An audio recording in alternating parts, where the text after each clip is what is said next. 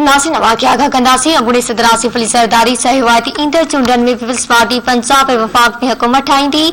लाहौर में मीडिया सां मुख़्तसिर ॻाल्हि ॿोल कंदे अॻूणे सदर आसिफ अली ज़रदारी चयो त भुट्टो जे ज़ालनि जे जोश ऐं मेहनत चोट ते आहे। आसिफ अली ज़रदारी चयो त NA 133 में शानदार कारकर्दगी लाइ असां पुरुमीद आहियूं। आगाह कई पिया वाक़े अॻूणे सदर आसिफ अली ज़रदारी चयो आहे त ईंदड़ चूंडनि में पीपल्स पार्टी पंजाब ऐं वफ़ाक़ में हुकूमत ठाहींदी। लाहौर में मीडिया सां मुख़्तसिर ॻाल्हि ॿोल कंदे अॻूणे सदर आसिफ अली ज़रदारी चयो त भुट्टो जे ज़ालनि जी जोश ऐं मेहनत चोट ते आहे। आसिफ अली ज़रदारी चयो त NA 133 में शानदार कारकर्दगी लाइ असां पुरुमीद आहियूं।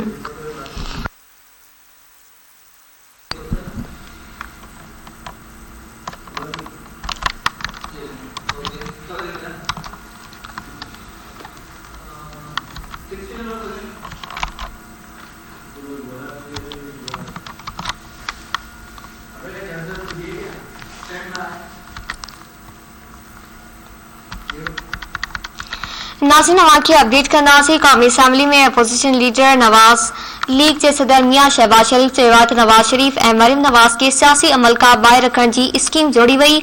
सोशल मीडिया ऐप ट्विटर ते पंहिंजे बयान में शहबाज शरीफ चयो त असीमुल शान स्कीम जो पतो अॻूणे चीफ जस्टिस जे नए ऑडियो क्लिप मां पवे थो।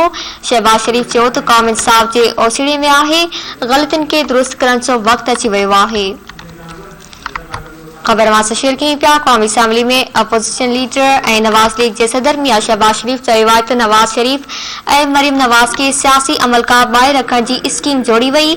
सोशल मीडिया ऐप ट्विटर ते पंहिंजे बयान में शहबाज शरीफ चयो त असीमुल शान स्कीम जो पतो अॻूणे चीफ जस्टिस जी नई ऑडियो क्लिप मां पवे थो।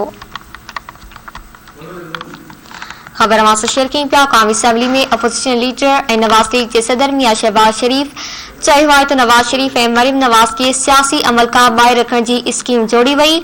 सोशल मीडिया ऐप ट्विटर ते पंहिंजे बयान में शहबाज शरीफ चयो त असीमुल शान स्कीम जो पतो अॻूणे चीफ जस्टिस जे नए ऑडियो क्लिप मां पवे थो।